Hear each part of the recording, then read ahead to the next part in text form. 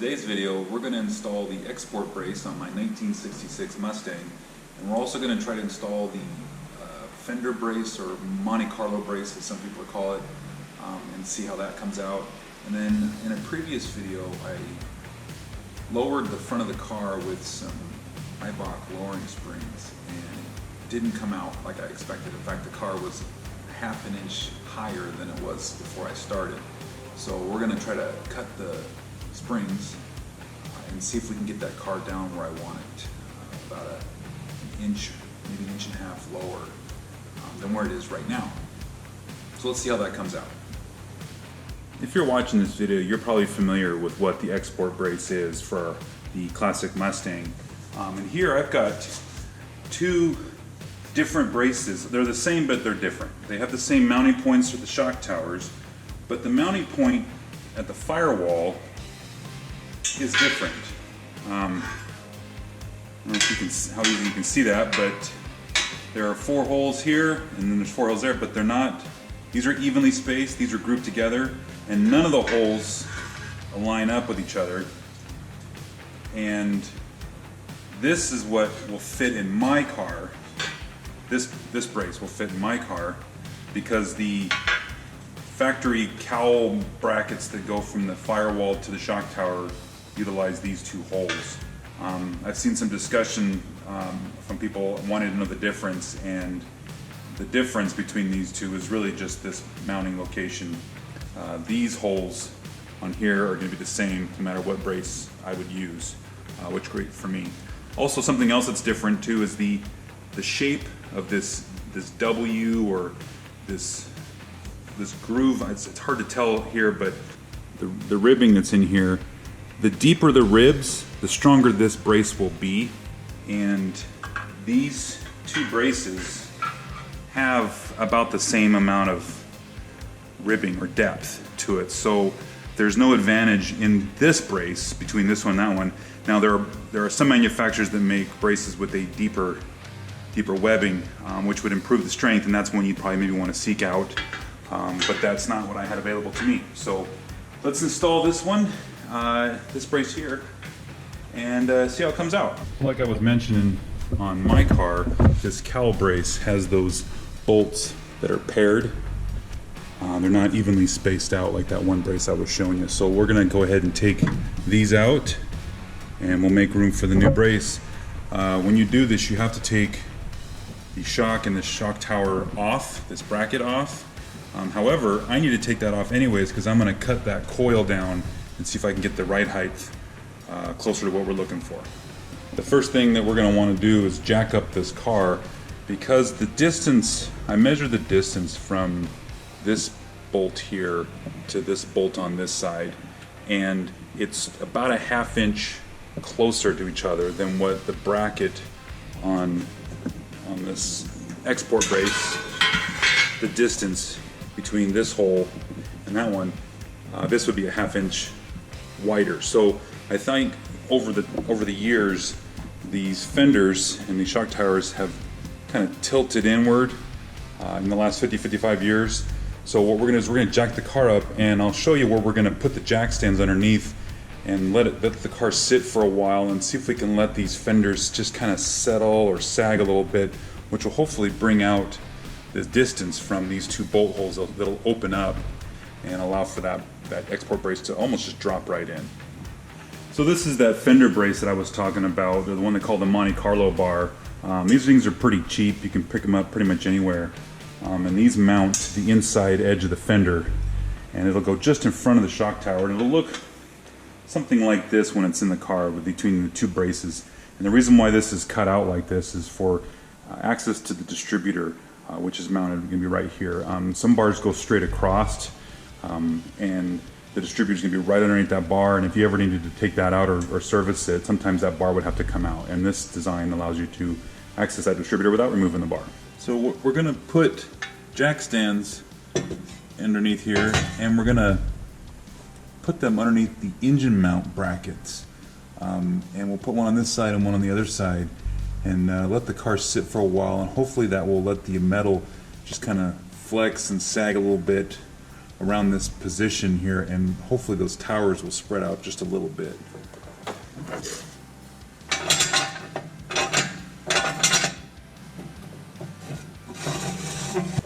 There, that side's good. Now let's get the other side.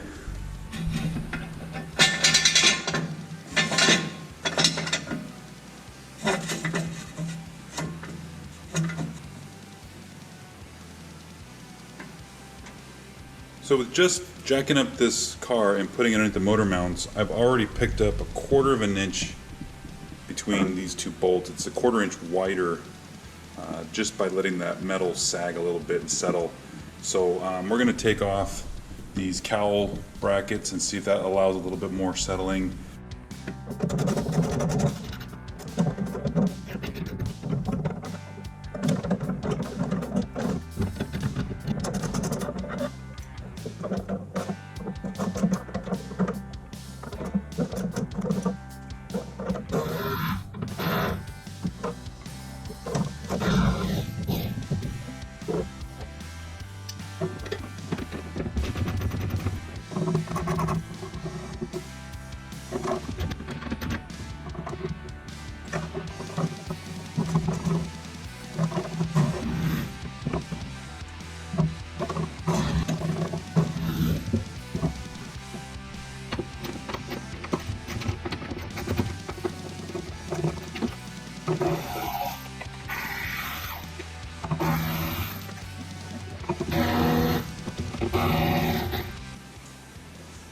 Because these bolts right here are a carriage bolt, they have a side on them that fits in a trough, and when they get a little loose at times you have to kind of push them in place to get them to move so you can finish taking off the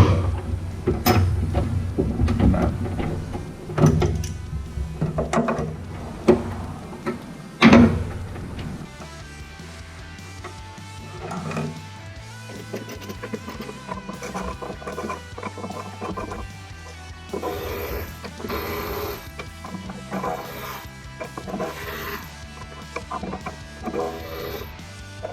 It's recommended that you jack up the lower control arm to take the pressure off this, because this strut, even though or the shock, even though it's unbolted here, it's the whole system is hanging off of these two tabs here. So we're going to jack up the lower control arm, which will take the pressure off of this, and then we could take this cap off for the new brace. Now, because I'm going to be working with my springs, I'm actually going to be taking the strut or the shock out as well for the purpose of cutting the springs. But to just put the export brace in, you don't have to do that. You just need to get this piece off.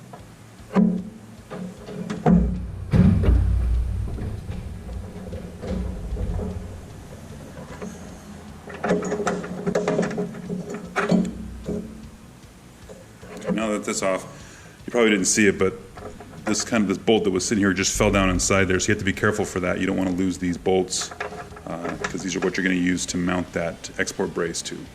And just like the other side, we want to jack this up to take the pressure off this shock so we can get this cap off. And again, cutting those springs, I need to take the shock out anyways.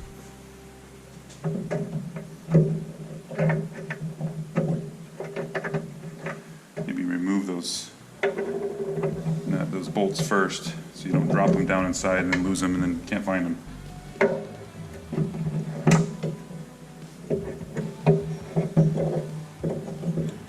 Ooh, that's close. Sitting right on the edge.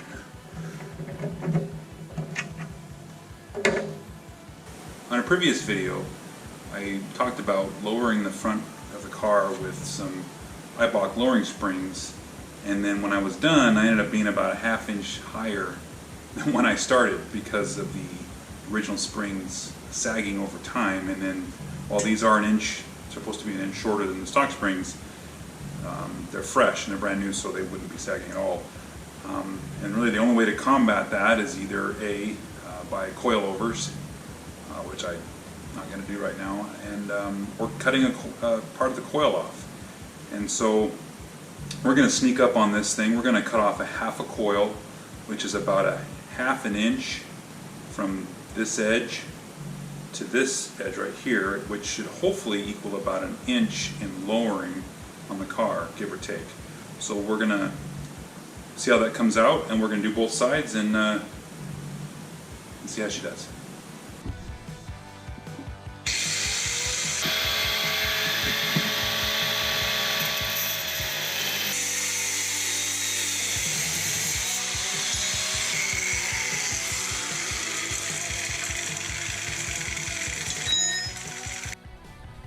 keep in mind, this is permanent, so if you're going to do this on your car, remember that there's no going back.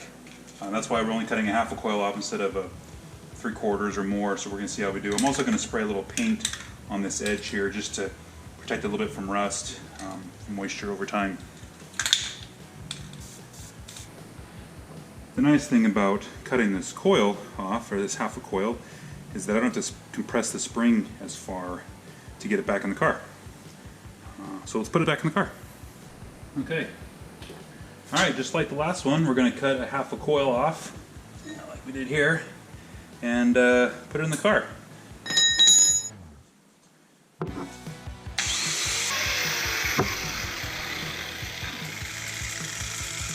need a glove this time, just in case.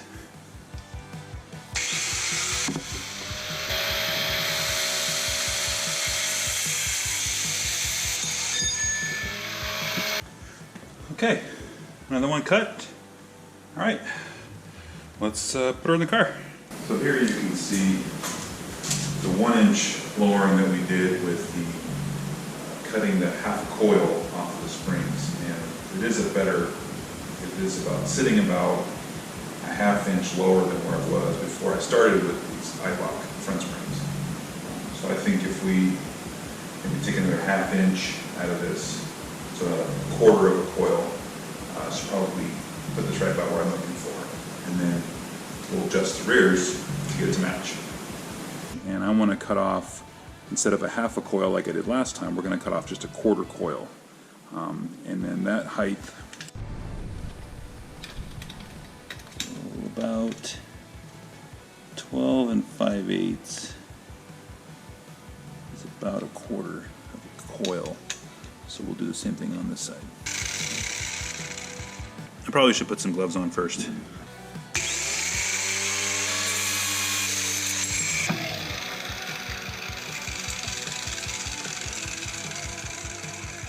All right, 1/4 coil off.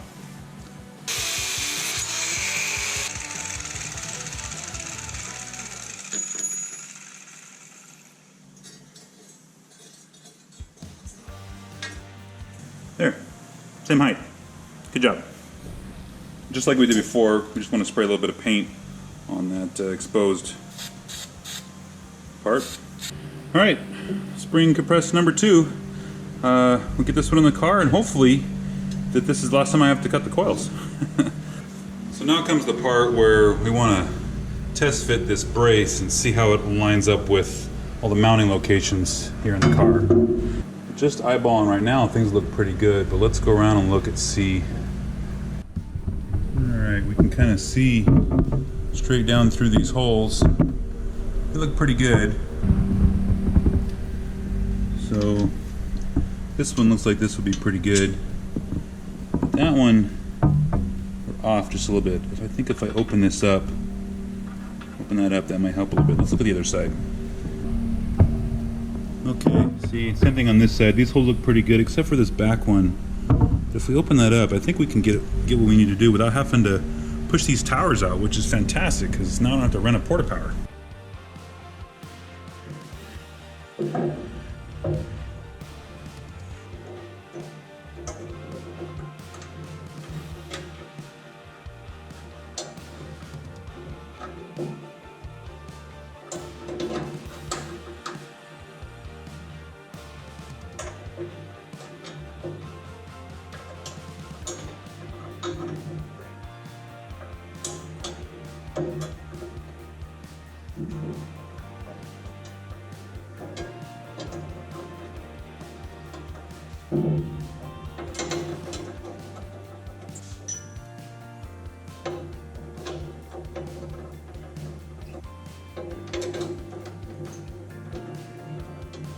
Okay, I think from here we could just put the shock tower caps back on, put the shocks back in, and bolt her up. But before we bolt her up, this Monte Carlo brace that we talked about earlier, it still isn't quite fitting right now. So this is where I'd want to have to push those towers out to make this bar fit, but I'm wondering if maybe I get this car button up as it is and then come back and modify this bar to fit. let's put it back together.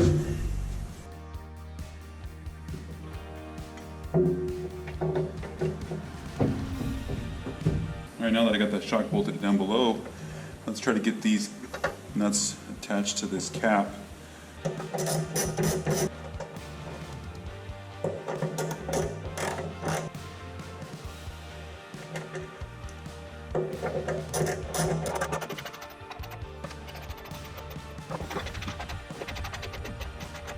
Okay, you're going to notice that the bolts aren't going to stick out as far above the nut as it did before because you've got the thickness of the new export brace taking up some of that bolt length, so just a heads up on that.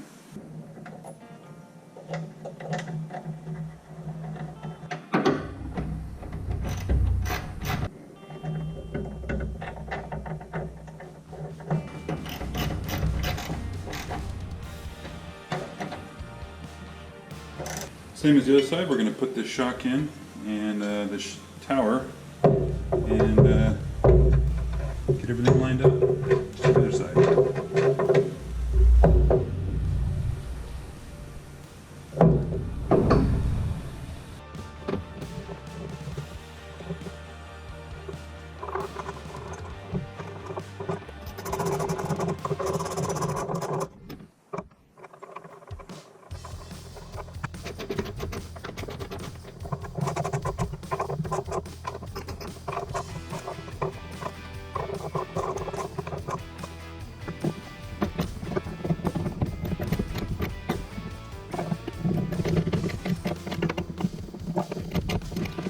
Well, the bar's in.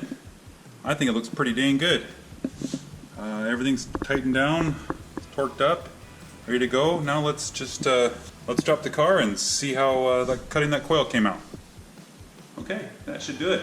We got that export brace in, and we got the coils cut to the height that I like. We're down around 1.5 inches below where we started before the coils were put on. When I put those coils on, I went up 1/2 inch, which was not intended. But then by cutting half a coil, didn't like that, cut another 1/4 of a coil, and got me down to here. So this is 1.5 inches lower than stock with saggy springs, and I had that Shelby mod done. So if anybody wants to buy the same springs and cut a 3/4 of a coil off, it would drop you 1.5 inches if you did the Shelby mod too. Maybe 1.25 inches if you didn't do the Shelby mod. So something to think about there. And then I went ahead and adjusted the back because I got those air shocks I didn't know about. Got this height about where I want it. I may have to roll these fenders, which is okay because I got a fender roller, so I know I can do that if I find that I'm rubbing on that.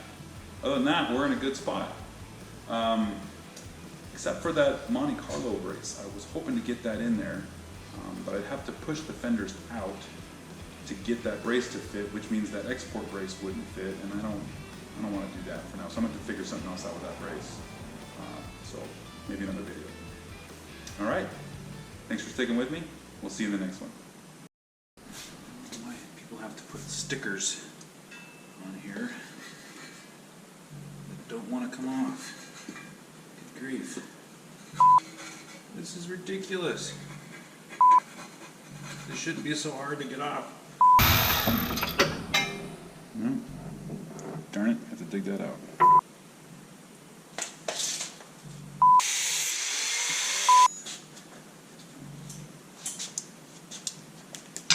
Gotta plug it in first. Let's drop the car and see how cutting that coil looked out. Look. Let's cut that lower than that spot.